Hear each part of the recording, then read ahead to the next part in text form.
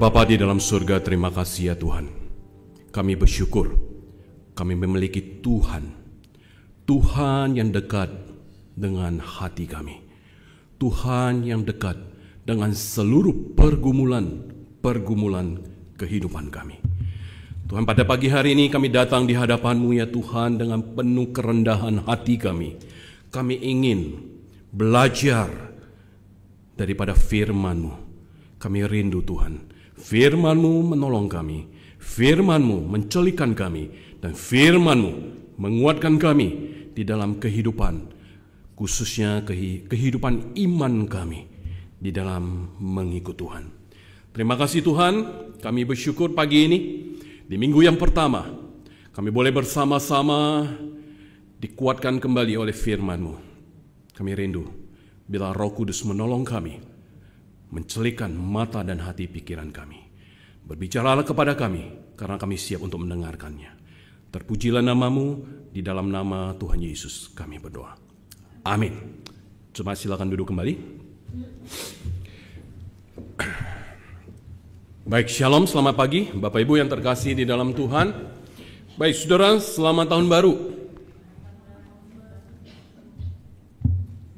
Saudara, biasanya di tahun yang baru banyak orang yang mengambil sebuah komitmen dan membuat sebuah resolusi Bapak Ibu.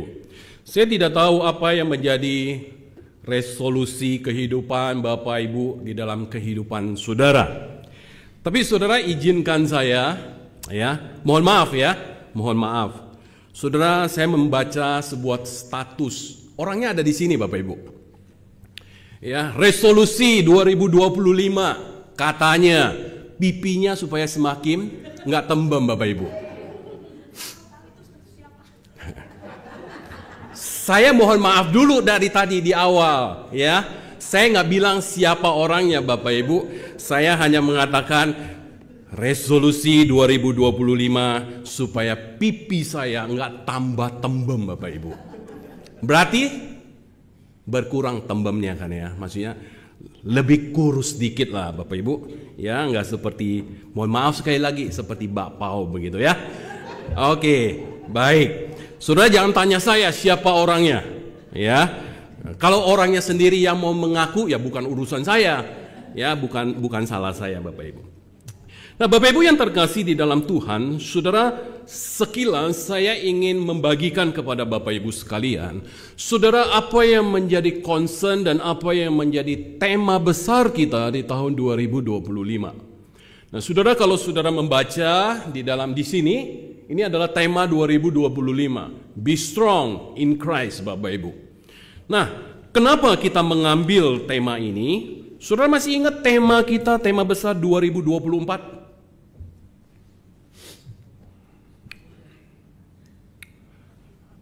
Ada yang masih tahu? Masih ingat tema 2024? Ini setahun ini pajang di sini nih, sebelum ini diganti ini.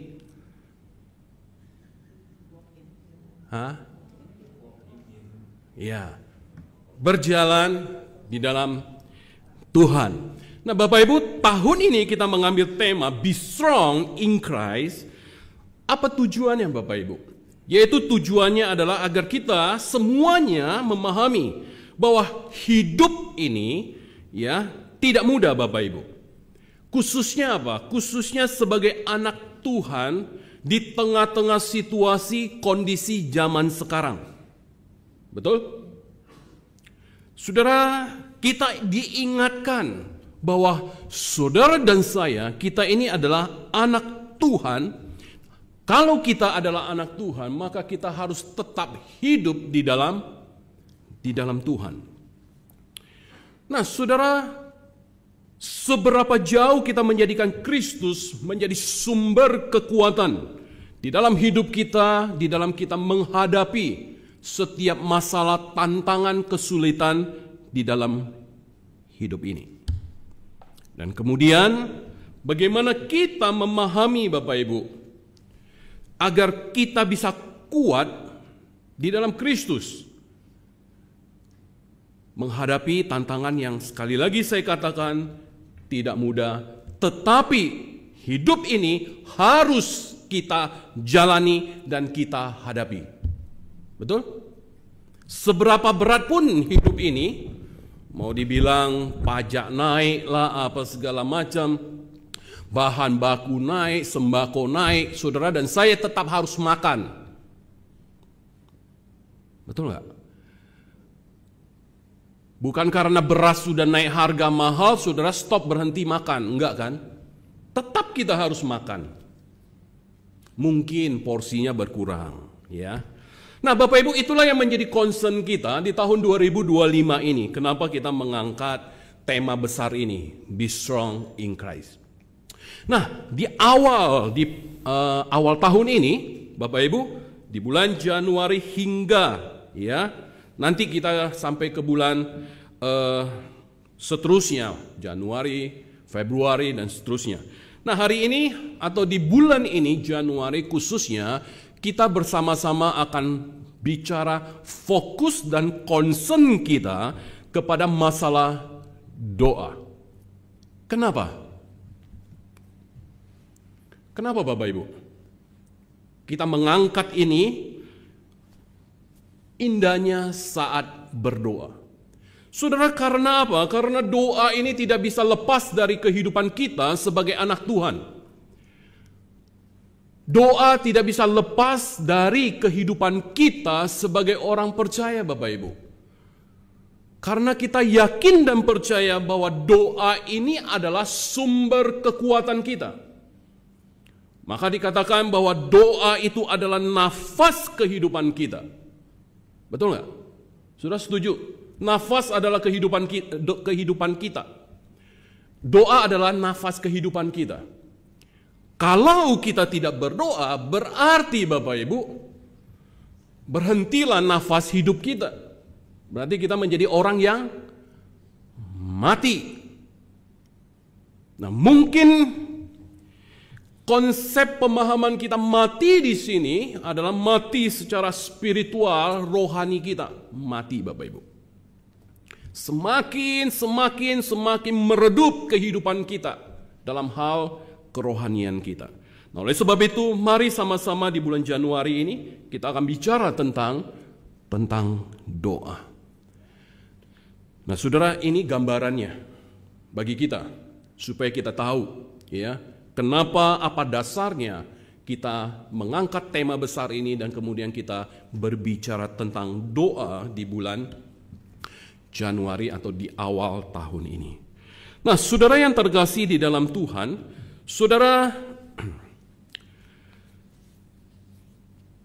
kita yakin dan percaya bahwa Tuhan pada dasarnya itu setia, mendengar semua doa-doa kita yang keluar dari mulut dan hati kita. Terlepas panjang pendeknya kata-kata yang kita keluarkan di dalam doa kita, tidak ada satupun kata pun yang terabaikan oleh Tuhan dari setiap permohonan kita kepada Dia. Nah, saudara yang terkasih di dalam Tuhan, hari ini kita berbicara tentang bagaimana Tuhan yang dekat, yang hanya sejauh doa dan yang akan mendengarkan doa-doa kita. Saudara, kalau hari ini saudara yakin dan percaya, kalau saudara doa tapi Tuhan tidak mendengarkan, maka berarti saudara apa? Mau terus melanjutkan doa.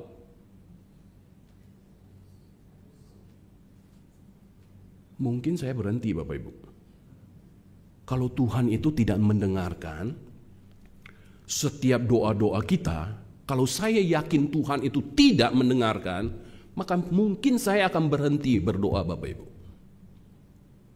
Tapi karena saya yakin dan percaya Tuhan akan mendengarkan setiap kata-kata yang keluar dari mulut dan hati kita, baik itu panjang, pendek, dan sebagainya Bapak Ibu, maka saya akan tetap berdoa. Nah, saudara, suatu kali, ya, ada soal, ini ada dua orang nih anak kecil Bapak Ibu, ya. Satu namanya Kiki, satu namanya Desi Bapak Ibu, ya. Nah, suatu kali si Kiki ini tanya, "Desi, mengapa kamu menangis?" Karena si Kiki ini melihat air mata yang keluar dari mata si Desi ini setelah selesai dia berdoa di kelas. "Aku tidak sedih, aku hanya terharu. Kenapa? Hari ini tepat setahun nenekku itu meninggal. Aku ini sangat sayang kepada dia.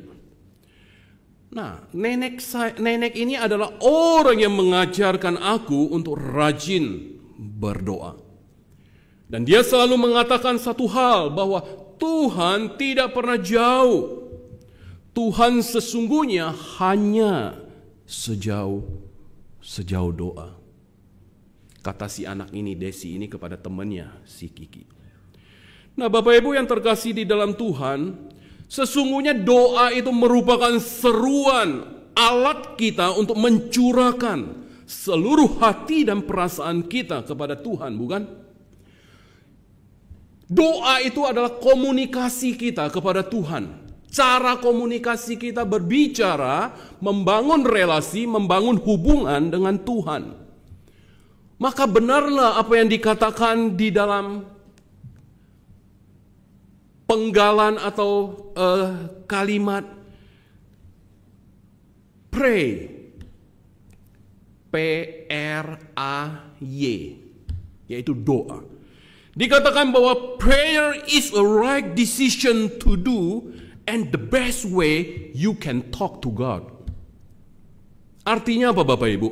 Doa ini adalah sebuah keputusan yang benar yang bisa saudara dan saya lakukan dan merupakan jalan yang terbaik bagi kita untuk kita berbicara kepada Tuhan.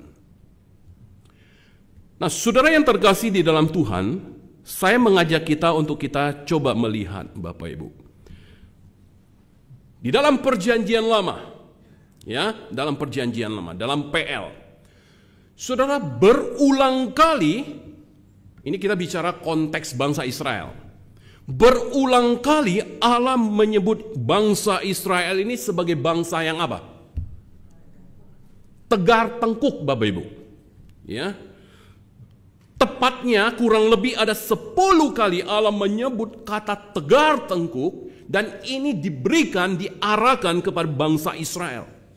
Bahkan saudara, di dalam kitab Yesaya Allah menyebut bukan hanya tegar tengkuk, tetapi Allah mengatakan bahwa bangsa ini adalah bangsa yang keras kepala, Bapak Ibu, atau berkepala batu. Nah, ini apa? Karena apa?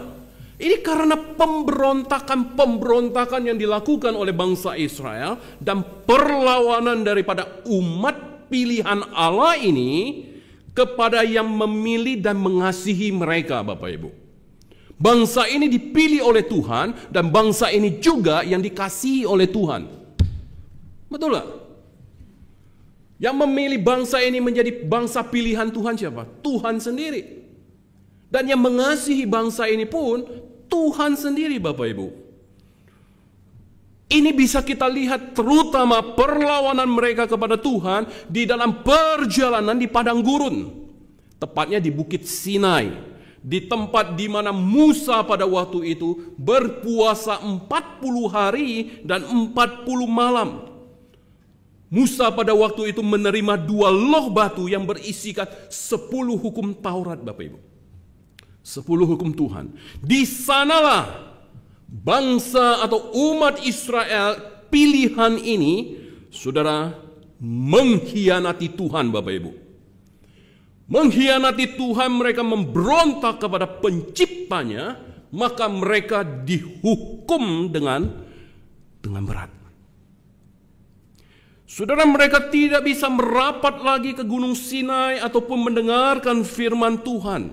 Kenapa? Karena mereka pasti akan mati, dihukum sama Tuhan. Karena itu, tempat itu menjadi satu tempat yang sangat mengerikan bagi bangsa Israel yang memberontak kepada Allah, yang melanggar kekudusan, dan kesucian kediaman Allah. Jadi saudara, pada waktu itu begitu sulit, zaman itu begitu menakutkan Bapak Ibu. Tetapi saudara, di dalam perjanjian lama, khususnya di dalam kitab Ibrani, di situ ditegaskan Bapak Ibu, bahwa semua itu sudah berlalu. Seiring dengan apa? Seiring dengan kehadiran Kristus di dunia. Jadi umat Israel ini tidak perlu lagi takut dengan keangkeran daripada Gunung Sinai Bapak Ibu.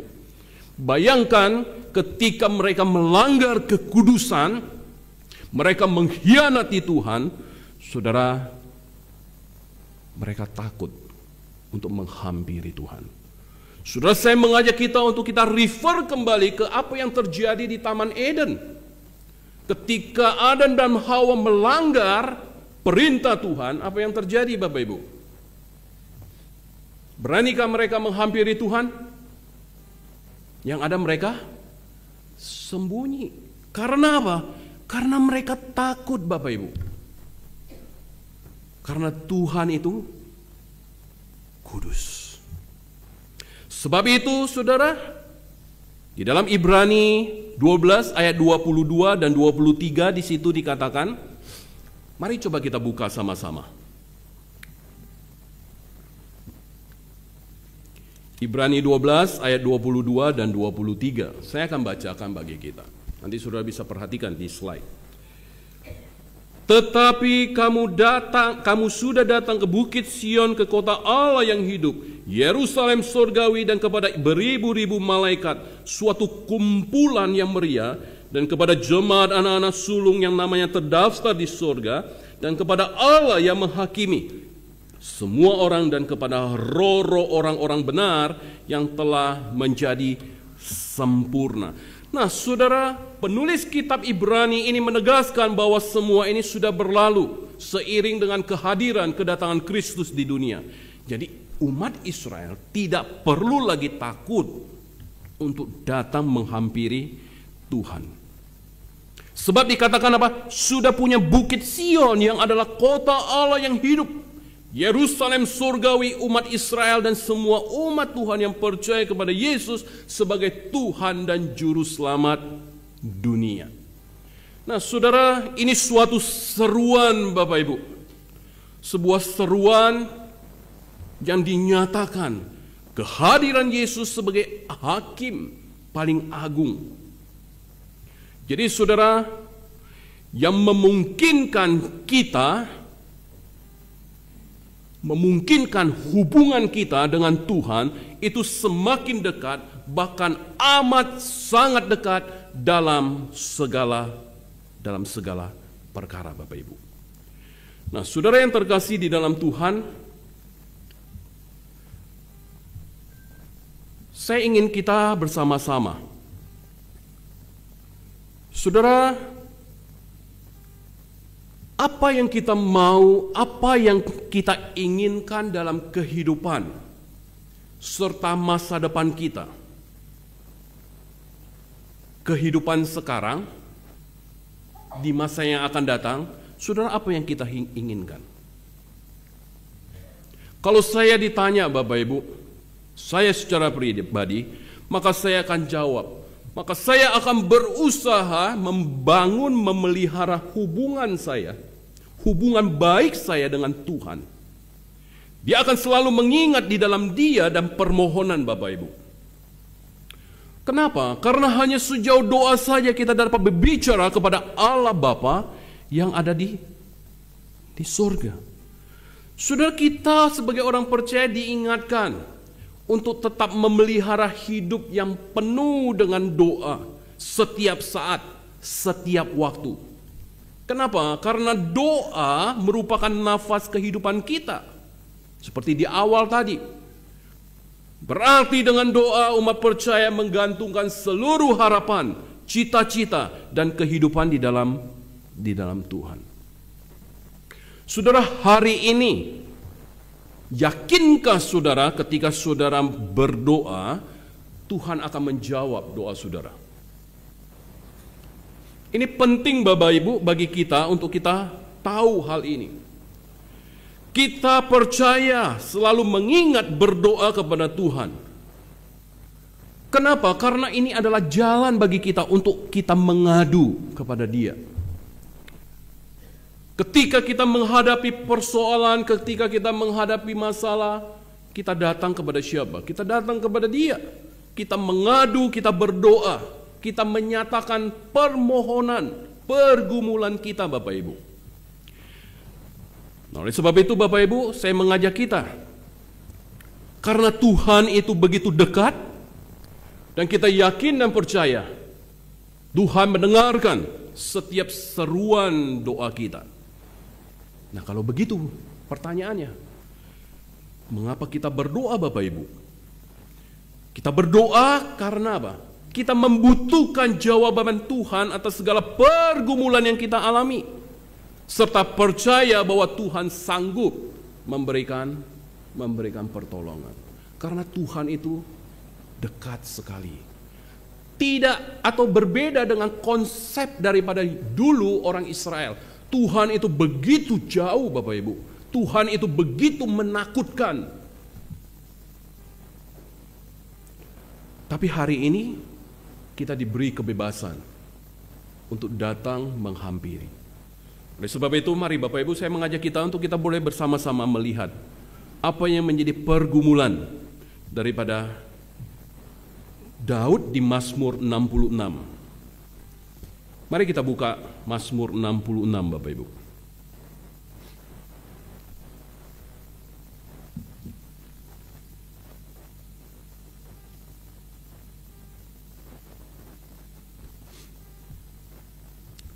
Ayat 8 sampai ayat yang ke-20. Saya akan bacakan bagi kita. Pujilah Allah kami, hai bangsa-bangsa, dan perdengarkanlah puji-pujian kepadanya. Ia mempertahankan jiwa kami di dalam hidup, dan Dia tidak membiarkan kaki kami goyah. Sebab Engkau telah menguji kami, ya Allah, telah memurnikan kami seperti orang memurnikan perak. Engkau telah membawa kami ke dalam jaring, mengenakan beban pada pinggang kami. Engkau telah membiarkan orang-orang melintasi kepala kami. Kami telah menempuh api dan air, tetapi Engkau telah mengeluarkan kami sehingga bebas. Aku akan masuk ke dalam rumah-Mu dengan membawa korban-korban bakaran. Aku akan membayar kepadamu nazarku yang telah diucapkan bibirku dan dikatakan mulutku pada waktu aku susah. Korban-korban bakaran dari binatang gemuk akan kupersembahkan kepadamu, dengan asap korban daripada domba-domba jantan aku akan menyediakan lembu-lembu dan kambing-kambing jantan. Marilah, dengarlah, hai kamu sekalian yang takut akan Tuhan. Aku hendak menceritakan apa yang dilakukannya terhadap diriku. Kepadanya aku telah berseru dengan mulutku, kini dengan lidahku aku menyanyikan pujian. Seandainya ada niat jahat dalam hatiku, tentulah Tuhan tidak mau mendengar. Sesungguhnya Allah telah mendengar. Ia memperhatikan doa yang kuucapkan. Terpujilah Allah yang tidak menolak doaku dan tidak menjauhkan kasih setianya daripada padaku. Nah, Bapak Ibu yang terkasih di dalam Tuhan, saat menghadapi masalah besar, Daud berdoa kepada Tuhan. Dan Tuhan menjawab pergumulan Daud. Maka dengan kata lain, ini berarti bahwa doa dapat menyelesaikan segala permasalahan dalam hidup.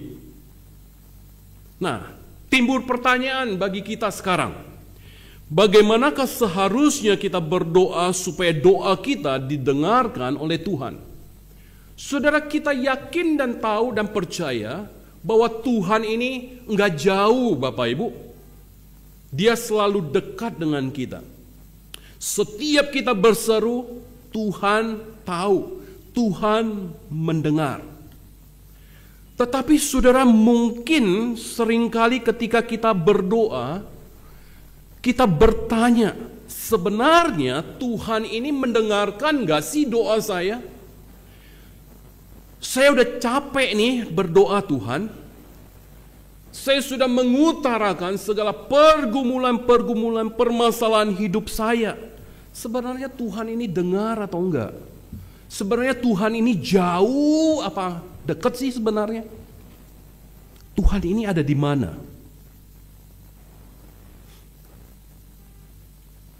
Dan kita gunakan dengan cara-cara supaya karena kita merasa Tuhan itu jauh, nggak dekat, maka kita menggunakan cara-cara yang supaya untuk mendekatkan Tuhan kepada kita. Padahal Tuhan itu jauh atau dekat? Dekat. Nah, saudara, timbul pertanyaan kita bukan? Kalau begitu, gimana kita berdoa supaya doa kita didengarkan? Saudara dan saya kita mau kan? Tujuan daripada akhir itu di dalam kita berdoa apa? Tuhan jawab. Betul nggak? Nah, saudara, mari saya mengajak kita lihat yang pertama, Bapak Ibu. Saudara bicara tentang iman.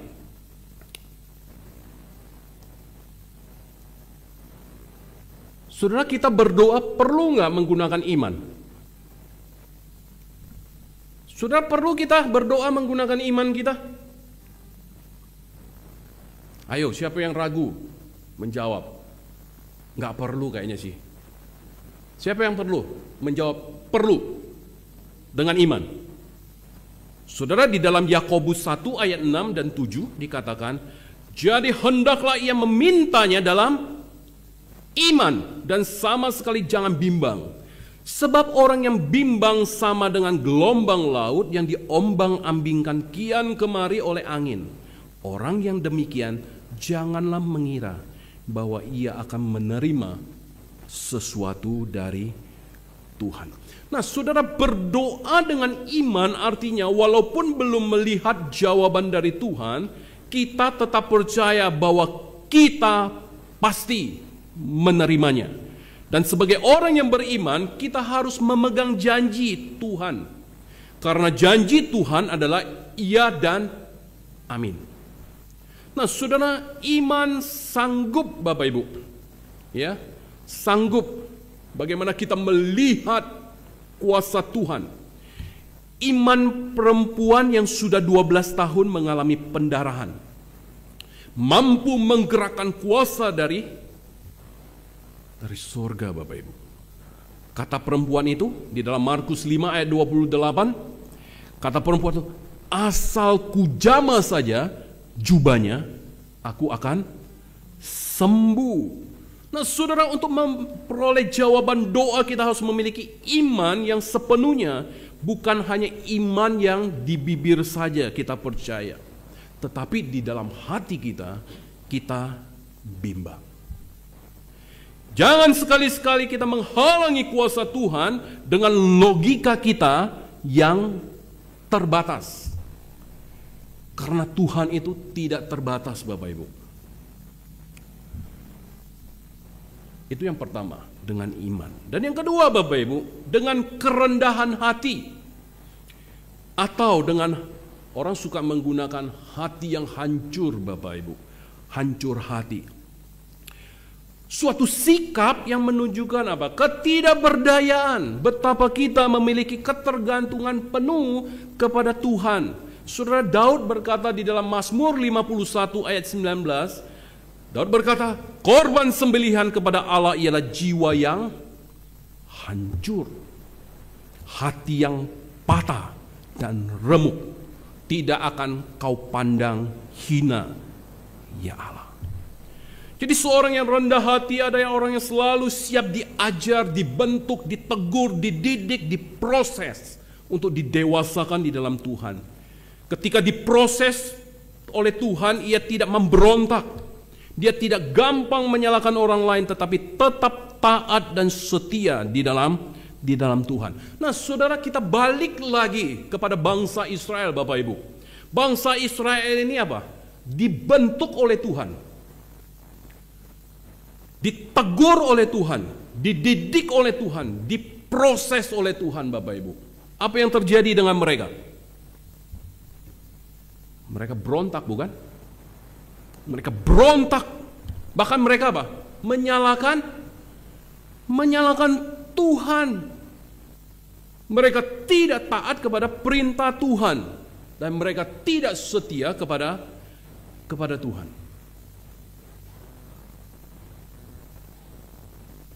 Dan yang ketiga, iman, kerendahan hati, dan sabar, Bapak Ibu. Kita harus sabar menantikan jawaban dari Tuhan. Pemazmur di dalam Mazmur 27 ayat 14 dia mengatakan, pemazmur memberi nasihat, nantikanlah Tuhan, kuatkanlah dan teguhkanlah hatimu. Ya, nantikanlah Tuhan. Bahkan di sebelumnya di ayat 25, di pasal 25:3 dia katakan, karena semua orang yang menantikan engkau takkan mendapat malu. Saudara, banyak orang Kristen gagal dalam menantikan jawaban dari Tuhan karena mereka tidak sabar menunggu. Saudara, berapa lama saudara hari ini, sampai hari ini saudara mendoakan keluarga, anak, suami, istri, orang tua, dan sebagainya? Berapa lama, Bapak Ibu?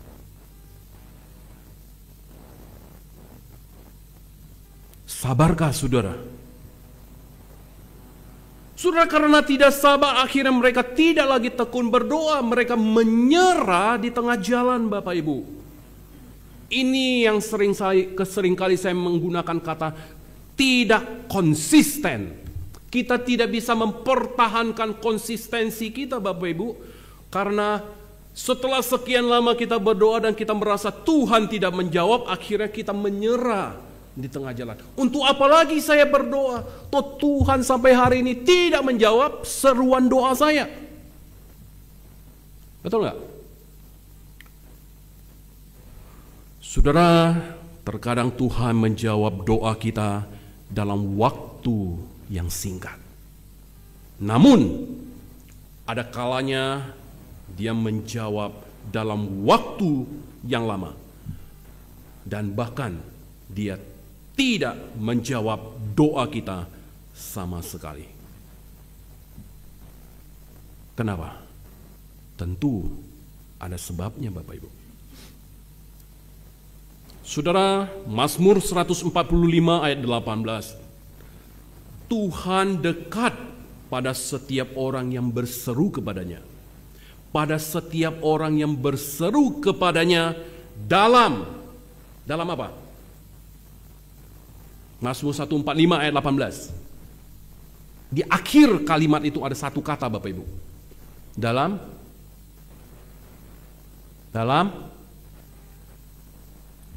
kesetiaannya, Bapak Ibu.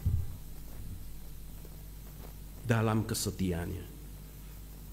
Sudah mungkin kita bertanya, kita mendapatkan jawaban, kenapa Tuhan tidak menjawab doa saya? Pada Tuhan itu kan dekat sekali. Dia hanya sejauh doa kok. Saudara, Mazmur 145 ayat 18.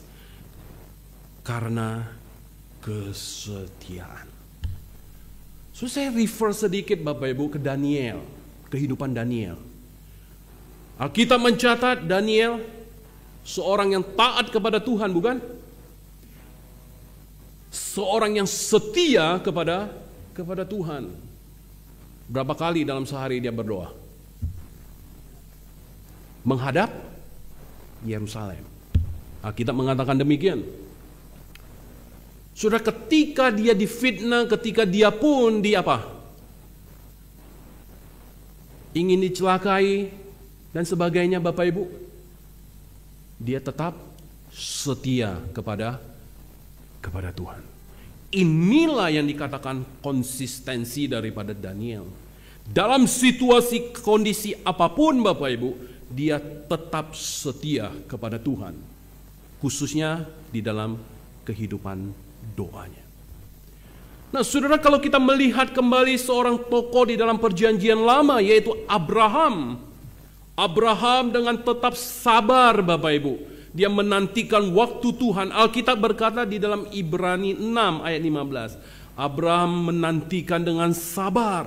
Dan dengan demikian ia memperoleh apa yang dijanjikan kepadanya. Saudara, sadarilah bahwa waktu kita bukanlah waktunya Tuhan. Agenda saudara dan agenda saya itu bukan agendanya Tuhan. Berbeda dari agenda Tuhan. Sesungguhnya masa penantian ini adalah masa di mana Tuhan sedang mempersiapkan segala sesuatu untuk menggenapi janjinya. Tapi sayangnya banyak yang sudah tidak sabar, Bapak Ibu. Tidak setia menunggu Tuhan akan menggenapinya. Iman, kerendahan hati, kesabaran, dan yang keempat, Bapak Ibu, hidup benar di hadapan Tuhan. Nah, saudara, apa saja yang kita minta pasti Tuhan sediakan. Percaya nggak? Apa saja yang kita minta Tuhan pasti sediakan. Percaya nggak Bapak Ibu? Tapi ada kelanjutannya nih. Di dalam Yohanes 15 ayat 7. Apa saja yang kita minta pasti Tuhan sediakan bagi kita asal. Nah, ini dia. Depannya sih enak. Apa yang kita doakan pasti Tuhan akan jawab, berikan. Tapi ini ada kelanjutannya Bapak Ibu. Asal kita tinggal di dalam firman-Nya, Bapak Ibu. Jadi yang menjadi penyebab utama mengapa Tuhan tidak menjawab doa-doa kita antara lain karena ketidaktaatan kita sendiri, bukan? Bukan Tuhan mengingkari janjinya. Karena saudara dan saya, kita semua mungkin kita tidak taat. Saudara, sudahkah kita hidup benar di hadapan Tuhan? Sudahkah kita percaya akan kebenaran firman-Nya? Oh iya, kita yakin dan percaya, bukan? Firman Tuhan. Saudara, ingat kembali lagi, saya mengulang lagi saudara, di malam tutup tahun saya berbicara dan juga di tanggal 1. Ada dua hal penting. Yaitu apa? Percaya kepada firman-Nya. Dan yang kedua, apa? Hormatilah Tuhan. Hormatilah Tuhan, Bapak Ibu. Percaya kepada Tuhan. Saudara, apakah kita sudah hidup benar di hadapan Tuhan? Sudahkah kita menjadi seorang anak Tuhan, seorang Kristen yang taat dan menghormati Tuhan? Maka saudara, sebelum kita komplain kepada Tuhan, hendaklah saudara dan saya kita mengoreksi diri kita. Mengoreksi hidup kita, Bapak Ibu. Mengoreksi kehidupan doa kita. Saudara, Alkitab menulis jelas, sesungguhnya tangan Tuhan tidak kurang panjang untuk menyelamatkan.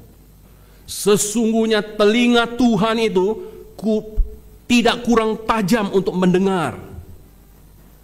Tetapi yang merupakan pemisah antara kamu dengan Allahmu itu ialah segala kejahatanmu, dan yang membuat dia menyembunyikan diri terhadap kamu sehingga ia tidak mendengar karena segala dosamu.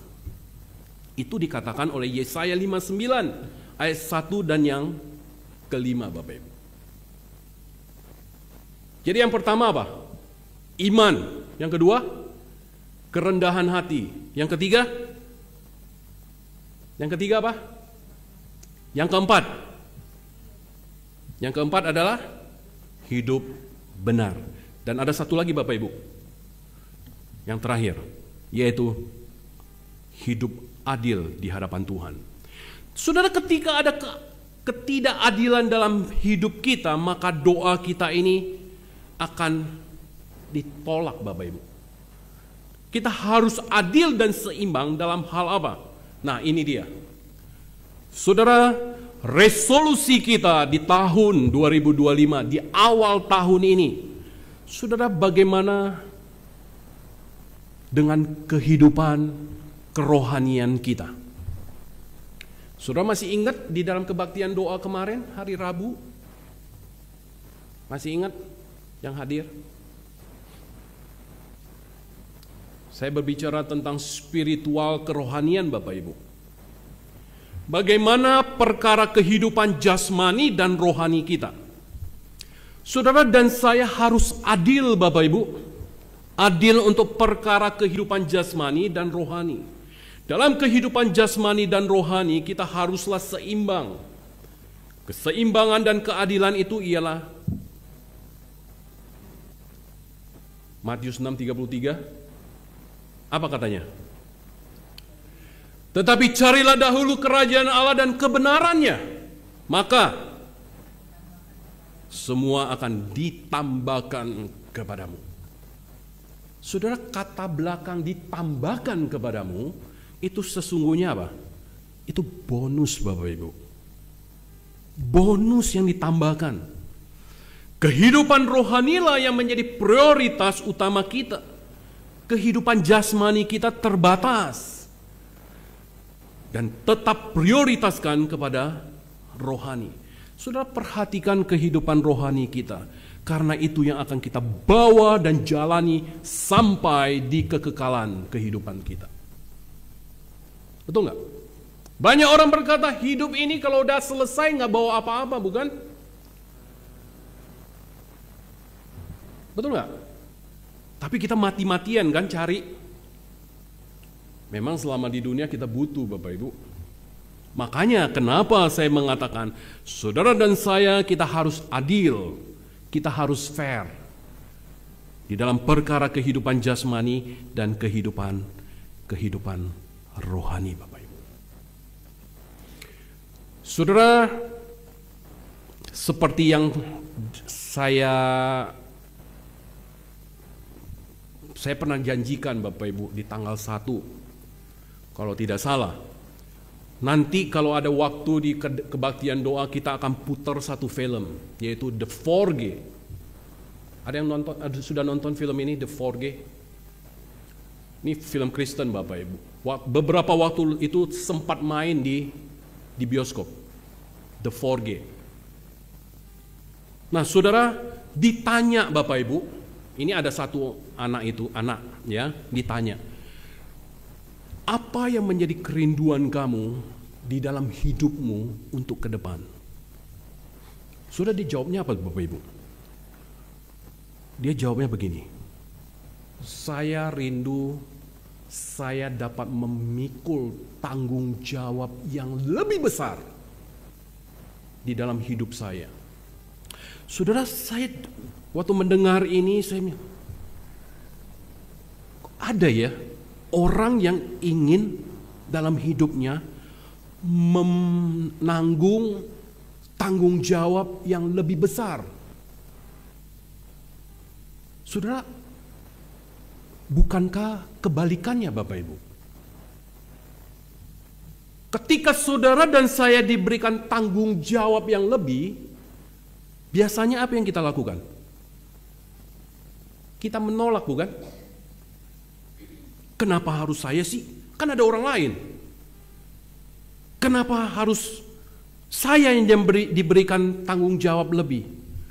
Tapi saudara, ketika saya merenungkan apa yang dikatakan si anak ini, Bapak Ibu, yang akhirnya anak ini mengalami perubahan di dalam kehidupannya. Saudara, kalau saudara punya waktu, saudara boleh nonton film ini. Saya mengatakan ini film ini bagus sekali. Ini film Kristen. Nah, kalau saudara yang berlangganan Netflix, itu ada di Netflix. Saudara boleh nonton itu, The 4G. Nah, saudara, kita melihat kehidupan rohani yang menjadi prioritas utama kita. Kehidupan jasmani kita terbatas. Prioritaskanlah kepada masalah rohani. Perhatikan kehidupan rohani kita. Sekali lagi saya katakan, inilah yang akan kita bawa, Bapak Ibu, dan jalani sampai di dalam kekekalan. Dan yang kedua, tadi bicara tentang adil jasmani rohani. Dan ini bicara tentang adil dengan masalah kepentingan. Saudara, di dalam Filipi 2 ayat 4 dikatakan, janganlah tiap-tiap orang memperhatikan kepentingan sendiri, tetapi kepentingan orang lain juga. Saudara, ini kita lihat jemaat mula-mula sangat luar biasa, diajarkan mereka serupa dengan Kristus, mereka sangat adil pada bagian ini. Saudara, kepentingan pribadi dan juga memperhatikan kepentingan orang lain. Saudara, kekristenan cuma ada dua kata. Kekristenan cuman ada dua kata, yaitu terang dan garam, Bapak Ibu. Maka itu dicatat di dalam Matius. Jadilah berkat dan adil untuk kepentinganmu dan kepentingan orang lain, sehingga kita benar-benar menjadi the real Christian. Kepentingan kita dan sesama harus dipikirkan secara serius. Tujuan orang Kristen menjadi terang dan garam, memperhatikan orang lain, memberkati orang lain, dan mengasihi orang lain.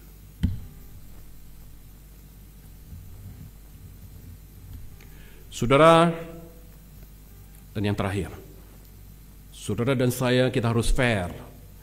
Apa yang sudah kita terima dari Tuhan dan apa yang kita berikan kepada Tuhan.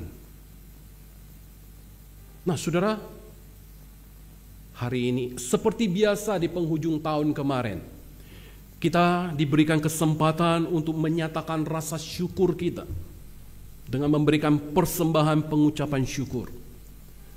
Saudara, saya harus mengingatkan kembali, saudara, bukan berarti ini saya berbicara masalah soal uang ini sepertinya sangat alergi sekali, Bapak Ibu. Enggak, Bapak Ibu.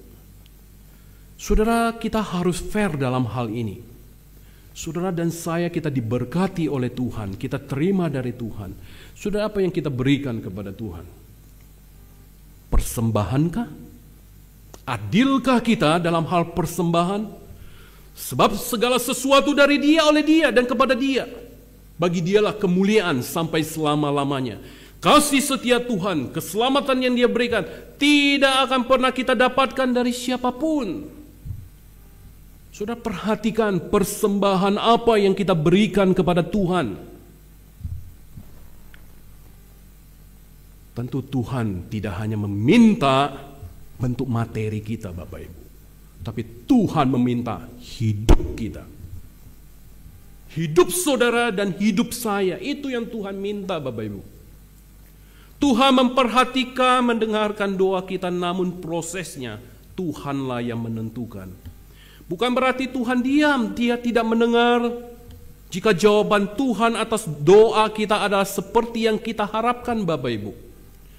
Masa penantian atas jawaban doa itu adalah masa di mana Tuhan sedang bekerja atas doa kita, dan juga masa Tuhan mempersiapkan diri kita menerima apa yang akan Dia berikan.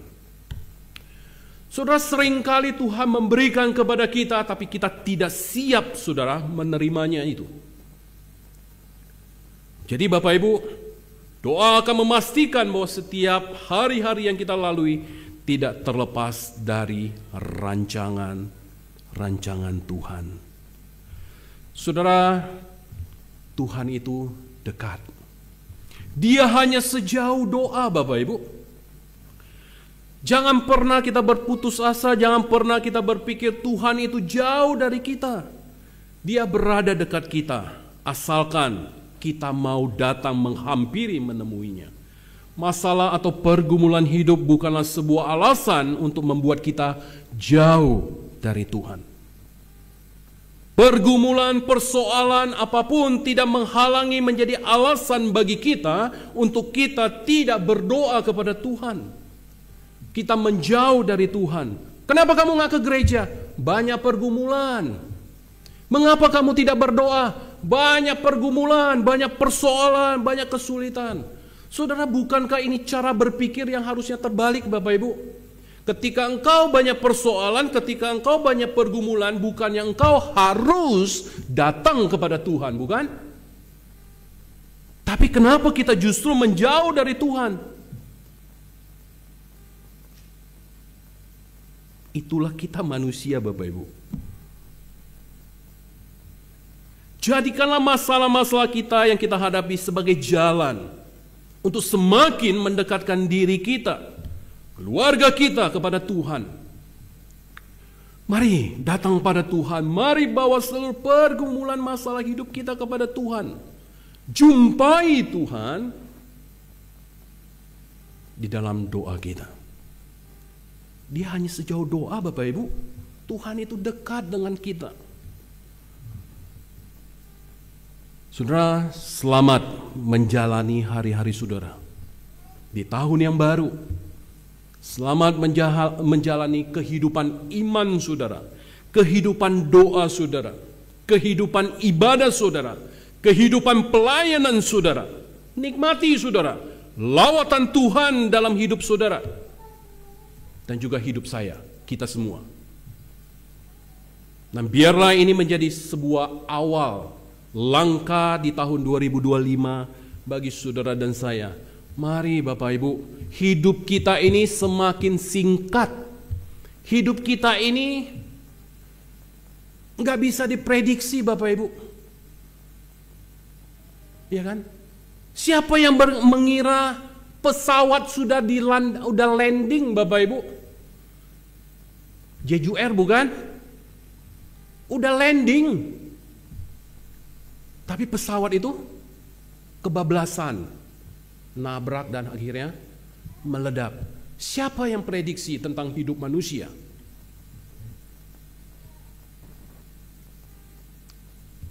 Katanya masih di dalam pesawat masih ada yang WA-an, masih ada yang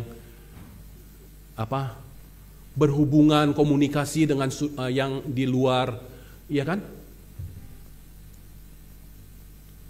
Siapa yang tahu? Inilah hidup. Nah, saudara yang terkasih di dalam Tuhan, mari Bapak Ibu, selama kita masih punya kesempatan berdoa, jadikan doa itu sesuatu yang indah di dalam hidup kita.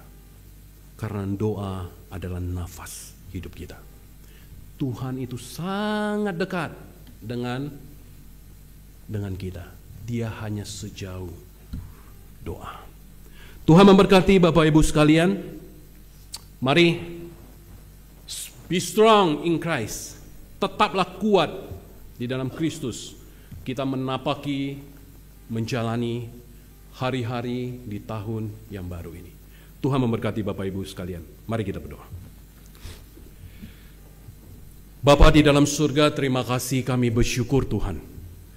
Pagi ini kami sungguh mengucap syukur. Kami dikuatkan melalui firman-Mu.